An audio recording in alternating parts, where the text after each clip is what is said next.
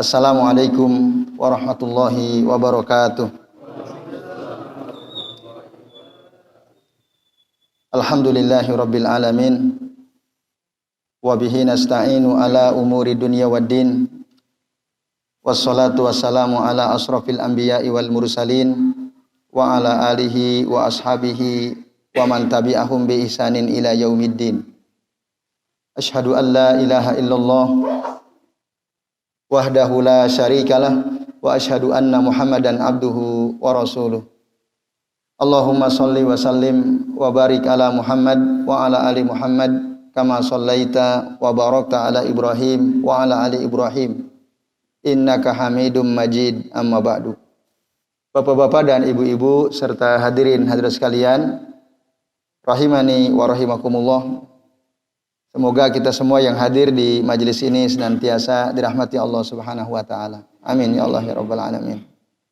Alhamdulillah pada maghrib hari ini Bapak Ibu kita bisa berjumpa kembali untuk melanjutkan ngaji kitab Bulughul Maram yang insyaallah pada malam ini kita akan membahas bab tentang al-kafa'atu wal khiyar ya.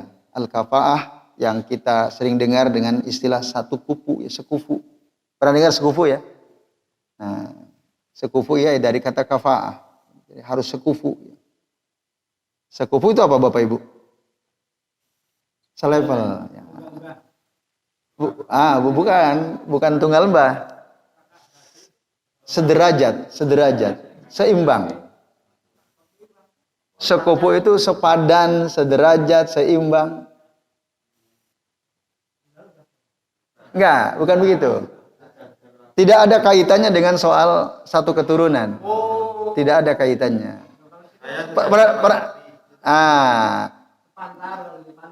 Bukan.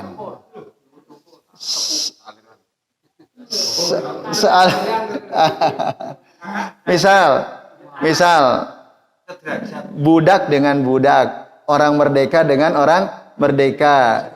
Itu Islam dengan Islam. Itu. Ya iya, sekufu itu maksudnya. Sekufu itu sekufu. Fu. Bukan sekuku. Bukan sepupu. Jadi tadi yang ditangkap Pak Supri sepupu ya. Sekufu. Nah. Ya. Kita tulis ya. Jadi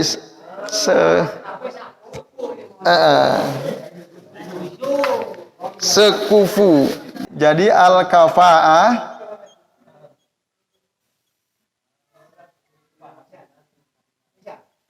al-kafa'atu itu dari kata ya, kalau dalam bahasa kita sering sekufu.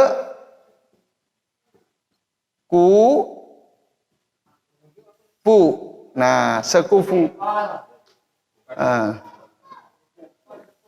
Dalam surah Al-Ikhlas kita membaca ada ayat walam yakullahu.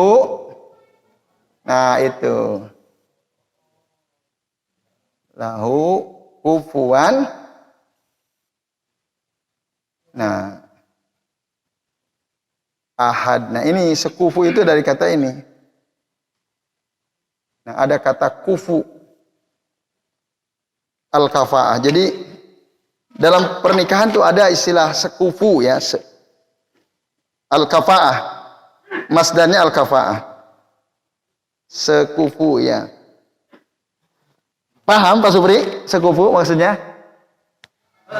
Nah, apa arti walam yakul lahu kufuwan ahad?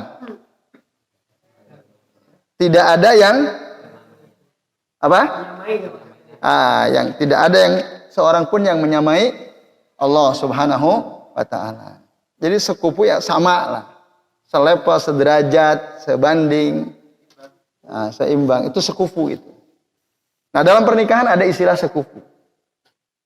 Harus sekufu gitu ya. Wal khiyar. Khiyar itu artinya apa Bapak Ibu? Pilihan, memilih. Antara melanjutkan pernikahan atau membatalkan pernikahan. Itu al-khiyar. Al-khiyar itu dari kata khair. Baiknya, khair, khiyar, ikhtiar. Itu satu akar kata, itu dari kata khair. Jadi khiyar itu berarti memilih yang terbaik. Itu khiyar. Bagi dia yang terbaik lanjut pernikahan atau tidak dilanjut. Khiyar. Memilih yang terbaik. Ikhtiar juga begitu. Jadi ikhtiar itu apa? Apa Bapak Ibu kalau dalam bahasa sehari-hari kita ikhtiar itu? Berusaha apa? Berusaha secara baik. Untuk apa? Berusaha semaksimal mungkin untuk apa biasanya? Kita sering mendengar ikhtiar untuk apa biasanya? Apa? Dalam hal apa biasanya kita sering mendengar ikhtiar itu? Rezeki, ya, pekerjaan, cari uang kan? Saya ikhtiar dulu. Kemana? Ya biasa nyopet di bis. Ikhtiar. Nggak cocok. Ikhtiar kok nyopet di bis? Itu bukan ikhtiar namanya.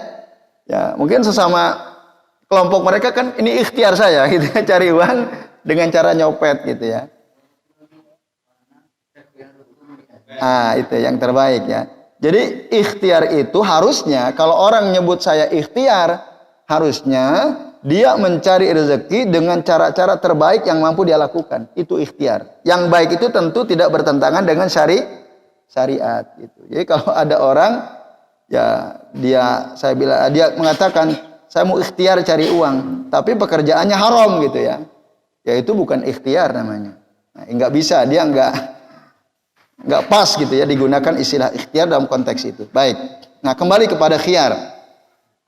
Jadi khiyar itu artinya memilih yang terbaik. Nah, Bapak Ibu dan hadirin sekalian, a'azanillahu wa iyyakum ajmain. Sekufu dalam pernikahan itu artinya antara laki-laki dan perempuan sama, seimbang, selevel, sederajat gitu. Biasa kalau anak raja dapatnya anak raja gitu, sekufu. Kalau itu biasa orang menganggap, walaupun nanti kita akan bahas dalam Islam itu yang dimaksud sekufu seperti apa.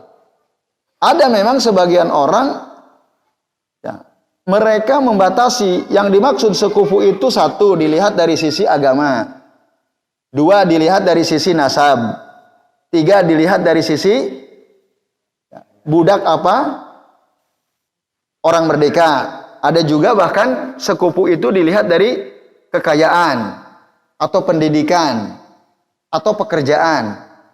Orang macam-macam menentukan dia sekufu dengan saya atau tidak. Saya pernah membantu teman gitu ya, mencari istri. Dia sudah selesai S1 sarjana. Lalu saya perkenalkan dengan seorang wanita ya. Tapi pendidikannya SMA, lulusan SMA. Dia sudah ngajar di TK, ngajar punya penghasilan, ngajar di TK, cuma pendidikannya SMA, SLTA. Nah, tapi teman saya ini dia mengatakan, wah dia tidak sekufu dengan saya. Kenapa? Kenapa? Pendidikan. Saya ingin dapat yang sekufu dengan saya. Ada orang yang melihat dari sisi itu, dari sisi pendidikan. Tapi Islam sendiri bagaimana sebenarnya memandang sekufu itu? Nah, Bapak Ibu dan hadirin sekalian, mari kita perhatikan ya beberapa hadis yang disebutkan dalam bab ini, dan kita penting gitu, emang mempelajari hal-hal seperti ini. Jangan sampai ukuran sekufu itu adalah hawa nafsu, kan gitu. Banyak orang, wah dia nggak kaya. Dia tidak lebih kaya dari saya, nggak sekufu, nggak level. Orang kaya ya dapatnya orang kaya gitu. Nanti kayak artis itu yang lagi rame dibahas tidak sekufu. Yang satu banyak menghasilkan uang, yang satu ikut terangkat gara-gara istrinya katanya ya. Yang ikutin berita ini saya dengar ya. Nah itu. Jadi Bapak Ibu dan hadirin sekalian, memang penting memperhatikan soal sekufu atau tidak dalam pernikahan. Nah, hanya saja dalam hal ini para ulama berbeda pendapat. Yang dimaksud sekufu itu apakah ada batasannya atau tidak ada? Kalau ada apa saja gitu ya. Nah, di sini dikatakan bapak-bapak dan ibu-ibu serta hadirin sekalian, ya, tidak ada batasan yang disepakati oleh para ulama tentang ukuran sekufu itu. Masing-masing ulama, masing-masing mazhab menyebutkan berbeda-beda sesuai dengan ijtihad mereka masing-masing. Jadi nggak ada ijma. Ya. Dan juga tidak ada uraf. Uraf itu kebiasaan suatu masyarakat yang sekufu itu seperti apa, itu juga tidak ada. Nah, jadi betul sangat subjektif. Ya, masing-masing orang punya ijtihadnya sendiri-sendiri. Pertama itu ukuran sekufu. Nah, kemudian sekufu itu dianggap ada dari sisi laki-laki. Ya, dari sisi laki-laki. Misalnya wanita mau dinikahi oleh seorang laki-laki. Nah, ukuran sekufu itu apakah laki-laki ini sekufu atau tidak dengan si wanita ini? Itu. Sementara dari sisi wanita itu enggak ada istilah sekufu atau tidak. Ini kata Syekh Abdullah bin Saleh Al-Fauzan ya. Beliau katakan wa qad nasu ahlul ilmi ala annal kafa'ata mu'tabarah ya. Ala annal kafa'ata mu'tabaratun fi janibir rijali lin nisa wa laysat mu'tabarah fi janibin nisa'i lirrijal. Jadi kalau wanita dilamar oleh seseorang, lihat sekufu atau tidak. Tapi kalau laki-laki mau melamar wanita, itu tidak perlu dia sekufu atau tidak. Karena apa? Laki-laki itu mengajukan, wanita menentukan menerima atau tidak, kan itu. Yang aktif memilih kan laki-laki. Tapi yang menentukan jadi atau tidak perempuan kan, yang aktif laki-laki, perempuan itu nanti yang punya hak untuk menentukan dia menerimanya atau tidak. Nah, maka dari sisi wanita memang perlu memperhatikan sekufu atau tidak, sementara laki-laki kata Syekh Abdullah bin Shalih Al-Fauzan wa laysat mu'tabarah fi janibin nisa'i lirrijal. Nah, ini Bapak Ibu dan hadirin sekalian, azan ya Allah wa iyyakum ajmain. Nah, apa dasarnya? Nah, karena Nabi itu ada nggak yang sekufu dengan Nabi?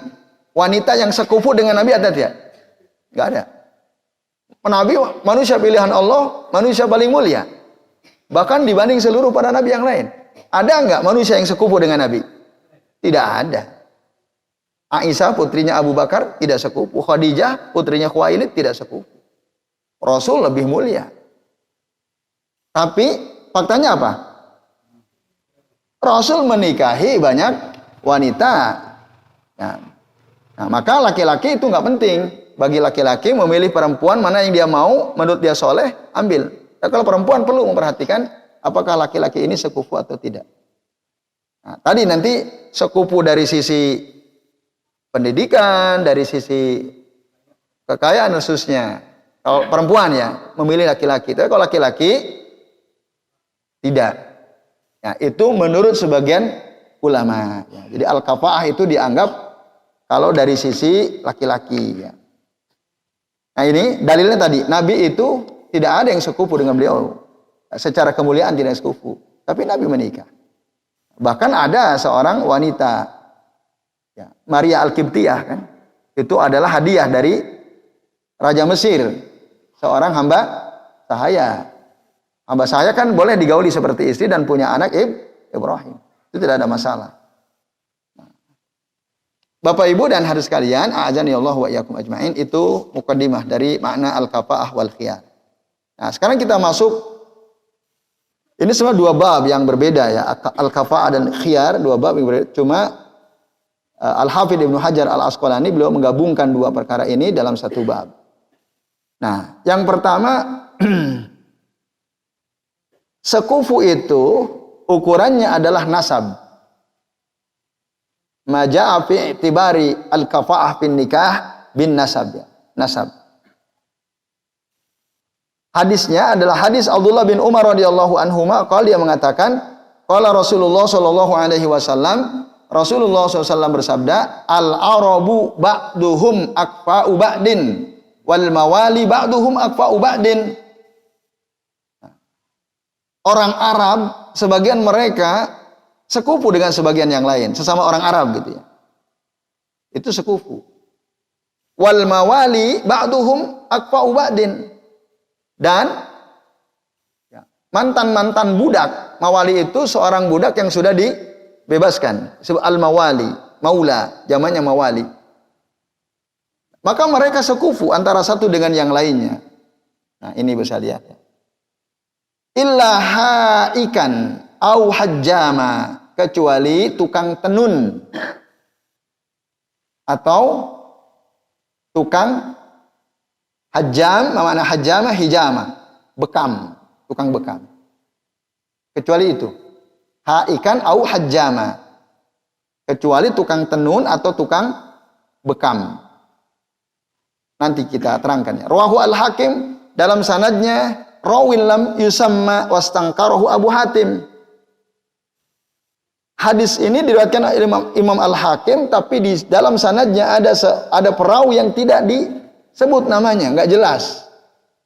Dan hadis ini diingkari oleh Abu Hatim.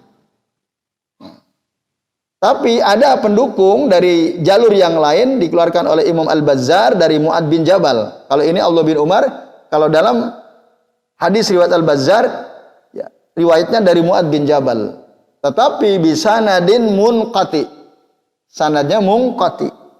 Sanad munqati terputus. Hadis munqati enggak sahih juga. Nah, baik, Bapak sekalian jelas ya. Jadi dua hadis ini lemah. Abdullah bin Umar hadisnya tadi ada perawi yang majhul, tidak jelas namanya siapa, dan bahkan diingkari oleh Abu Hatim.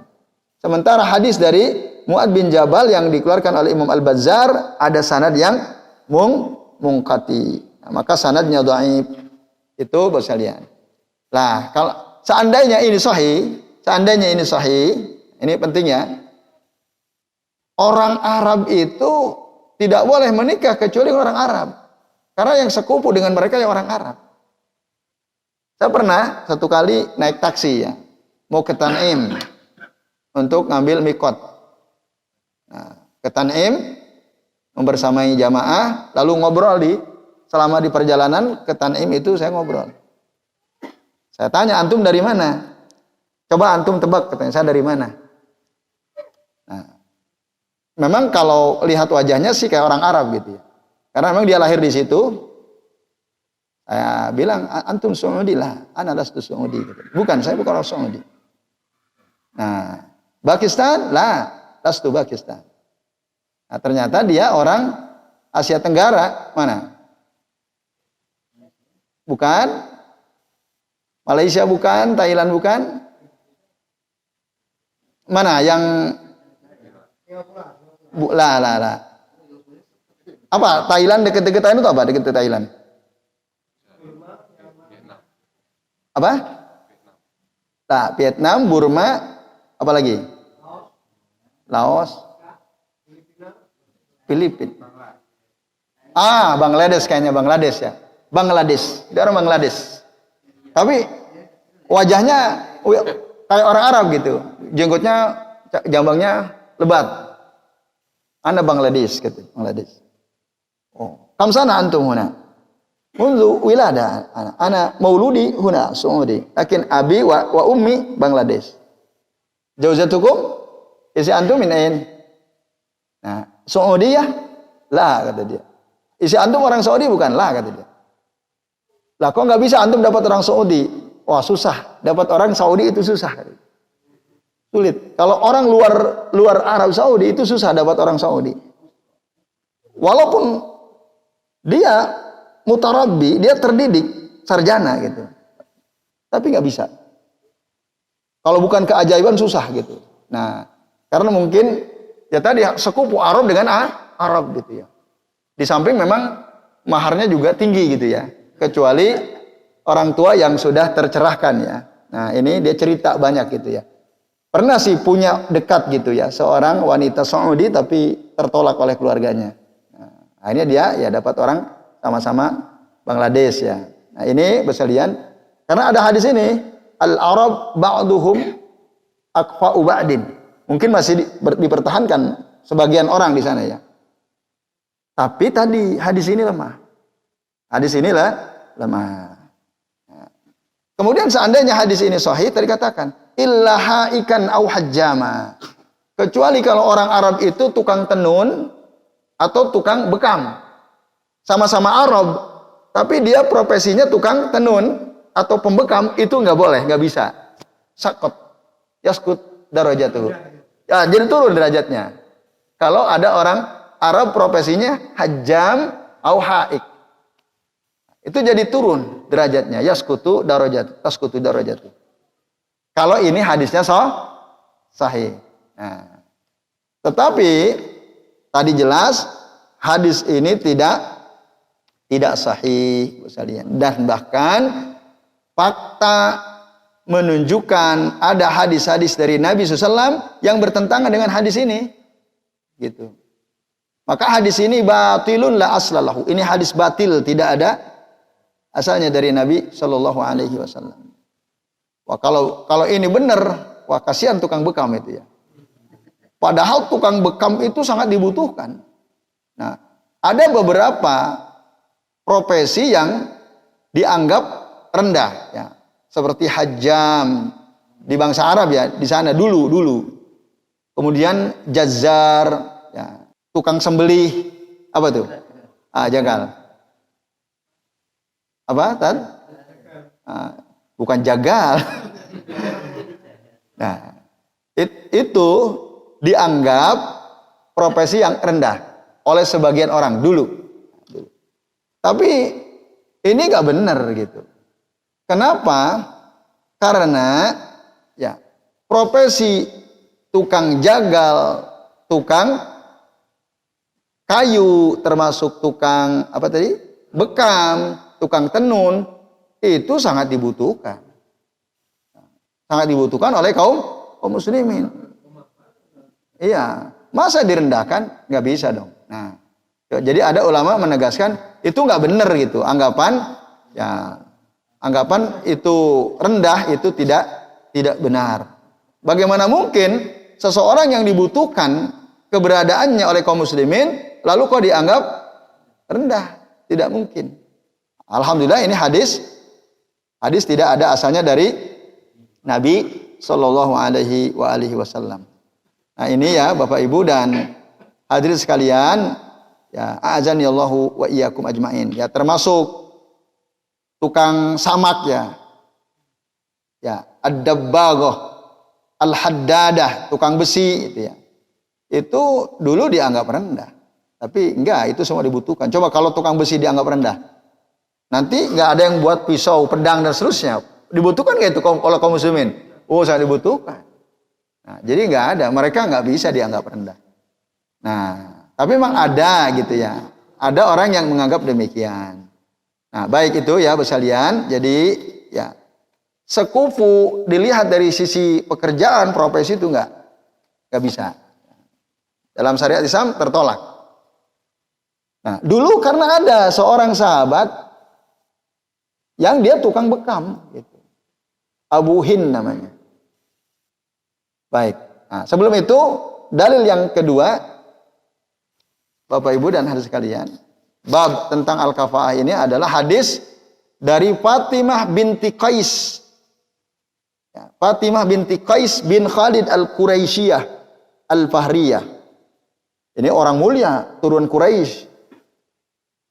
Nah, kata beliau, anna Nabiya sallallahu alaihi wasallam qala laha, sesungguhnya Nabi sallallahu alaihi wasallam berkata kepada Fatimah binti Qais, angkihi Usama.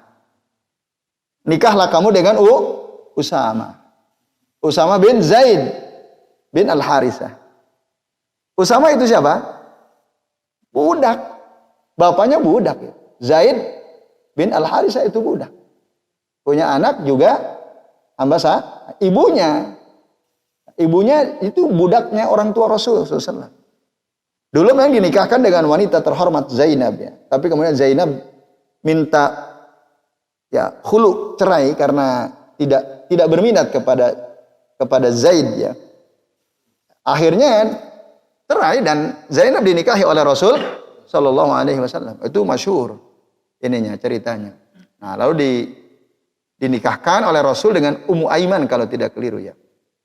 Nah, lalu punya anak namanya Usamah ibnu Zaid.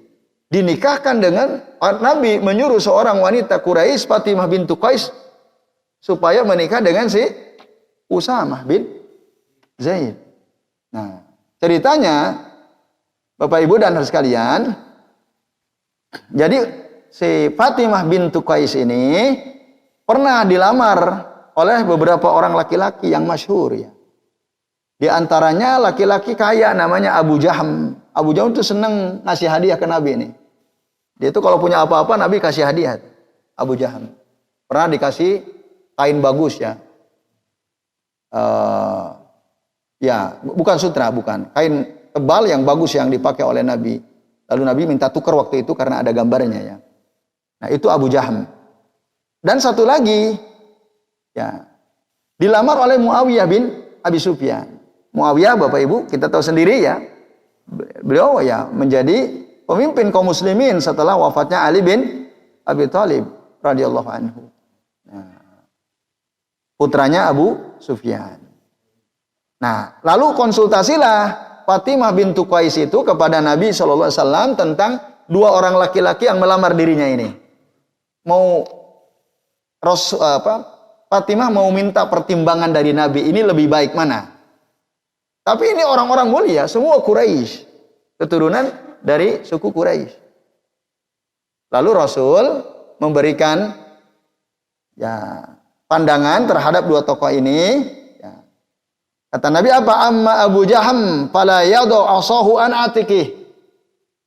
Adapun Abu Jaham ini orangnya fala yadau asahu an atiqihi. Makna tekstualnya Abu Jaham ini orang yang selalu siap mukul, tidak pernah meletakkan ininya ya tongkatnya dari pundaknya, itu selalu siap mukul. Nah, itu artinya galak gitu sama istri gitu ya. Nah, itu ya. Kalau bahasa sekarang KDRT gitu ya. Bahasa sekarang. Nah, itu Abu Jaham, sifatnya begitu. Dia itu ya fala yaudhu asahu an atikihi. Wa amma Muawiyah, dan adapun Muawiyah fasalukula malalahu. Muawiyah ini orang miskin. Orang miskin, Muawiyah orang miskin. Sama seperti Ali orang miskin, Ali bin Abi Thalib. Sebelum menjadi khalifah. Ini kan Nabi masih hidup, jauh. Jadi khalifah kan Nabi udah wafat, Abu Bakar, Umar, Utsman ada wafat semua. Nah, waktu itu masih muda. Miskin. Nah, silakan pertimbangkan. Kalau ini ibu-ibu tuh yang milih ya. Yang galak tapi kaya, atau yang miskin tapi ya sama-sama soalnya orang soleh semua. Abu Jaham orang soleh. Ya. Miskin sama galaknya lah. Nah itu. Sama-sama baik, cuman masing-masing punya kelemahan. Yang satu baik tapi galak, soleh tapi galak. Yang satu soleh tapi miskin. Pilih mana kira-kira Bapak Ibu? Kalau ada calon mantu datang tuh melamar putri jenengan. Nah, Bapak sekalian, akhirnya itu pertimbangan dari Nabi SAW. Tapi Nabi memberi alternatif. Apa kata Nabi? Angkihi Usamata ya ibni Zaid. Angkihi Usamata bin Zaid ya.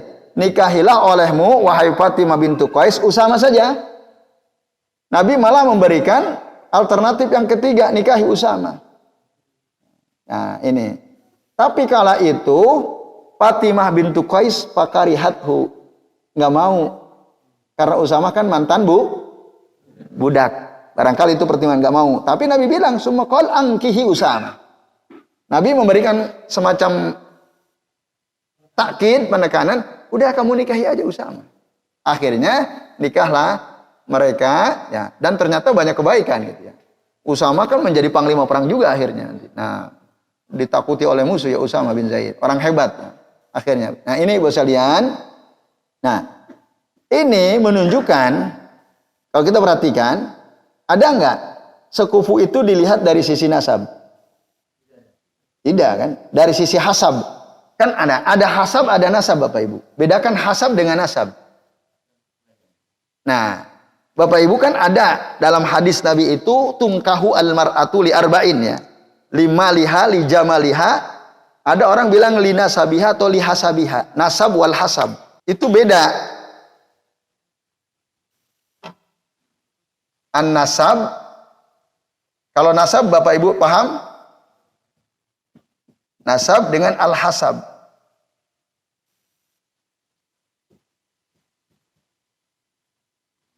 Nah, kalau nasab itu keturunan darah nasab. Kalau hasab pasti kaitannya dengan nasab, tapi kalau nasab belum tentu ada hasabnya. Nah, hasab itu adalah keturunan orang-orang mulia. Jadi ada orang dulu bapaknya camat, gubernur, wali kota, presiden misalnya, atau ulama besar dulu orang tuanya. Nah, lalu orang itu dia punya hasab. Hasab itu nasab yang mulia. Itu hasab. Dia punya dari keturunan orang-orang mulia, itu disebut hasab. Nah, lihasabiha. Nah, sementara nasab tidak otomatis punya hasab gitu ya. Paham Bapak Ibu bedanya? Hasab dengan nasab bisa dibedakan? Nah, kalau hasab pasti senasab, tapi senasab belum tentu punya hasab. Nah, itu. Nah, itu hasab dan nasab. Nah, dari sisi nasab beda, satu mantan budak, satu wanita mulia. Tapi Nabi justru merekomendasikan Usama bin Zaid agar menikah dengan Fatimah binti Qais, atau Fatimah bintu Qais direkomendasi oleh Nabi untuk menikah dengan Usama bin Zaid. Nah, ini tegas sekali menunjukkan bahwa sekufu atau al-kafa'ah bin nasab ghairu mu'tabar. Tidak dianggap dalam Islam. Nggak dinilai, nggak ada nilainya. Nah, orang, misal kalau di kita keturunan raja dengan orang biasa, dalam Islam boleh. Asal dua-duanya mau, nggak ada masalah. Gitu. Jadi beda nasab itu tidak dianggap dalam Islam, dianggap sebagai kafaah gitu. Ukuran sekufu itu nasab bukan ukurannya. Satu anak seorang mantan guru gitu ya, PNS, yang satu anak petani. Nah, nasabnya satu guru, satu petani misalnya. Dianggap atau tidak? Tidak dianggap. Ya, walaupun satu guru, yang satu petani, anaknya boleh saja menikah gitu. Walaupun yang satu orang tuanya berbeda-beda itu ya. Nah, dalam Islam ghairu mu'tabar nasab itu. Atau tadi yang paling jelas, satu anak keturunan raja, yang satu keturunan orang biasa. Nah, ini karena apa? Rasulullah menyuruh Fatimah bintu Qais menikah dengan Usama bin Zaid. Nah, ini Bapak Ibu dan hadirin sekalian, azanillahu wa iyyakum ajmain. Nah, yang ada, yang dianggap sekufu dalam Islam itu apa? Ya agamanya, ketakwaannya. Maka dalam Al-Quran surah Al-Hujurat ayat 13 gimana bunyinya? Inna akramakum indallahi atqakum. Di orang yang paling mulia di antara kalian, ya orang yang paling takwa. Jadi ya kemuliaan sekufu itu dilihat dari sisi kesolehan. Maka kemarin kan pezina tidak boleh menikah kecuali dengan pezina kan gitu.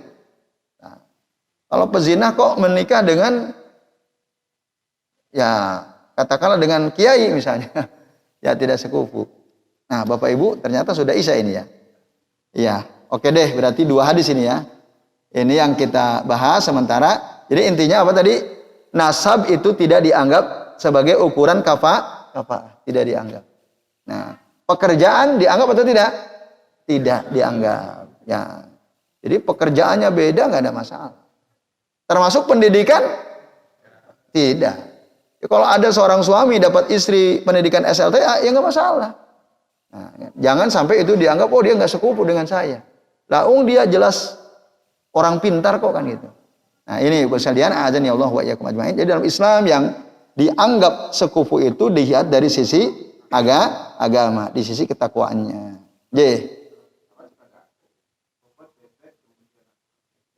Bobot, bebet, bibit. Bobot, bebet, bibit ya. Kalau bobot kurus gemuk. Bukan ya? Ya, kekayaan ya. Kalau bibit nasab ya. Bebet apa bebet? Nah, kedudukan ya. Baik Bapak Ibu dan harus sekalian, ini ya. Nanti ada beberapa hadis lain yang masih ada kaitannya dengan masalah kafaah ini. Dan saya kira penting nanti untuk kita sama-sama perhatikan. Tapi berhubung waktu yang sudah menunjukkan waktu Isya, ya udah tiba waktu Isya, jadi kita cukupkan Bapak Ibu. Nah, kalau ada pertanyaan disimpan dulu saja. Nanti ditulis, ditanyakan di pekan yang akan datang. Terima kasih atas perhatiannya. Semoga bermanfaat. Mari kita akhiri kajian kita pada malam ini dengan membaca doa kafaratul majlis. Subhanakallahumma wa bihamdika asyhadu an la ilaha illa anta astaghfiruka wa atubu ilaik. Wassallallahu ala Muhammadin wa ala alihi wa sahbihi wa baraka wa sallama alaihi ajmain. Billahi taufiq wal hidayah. Wassalamualaikum warahmatullahi wabarakatuh.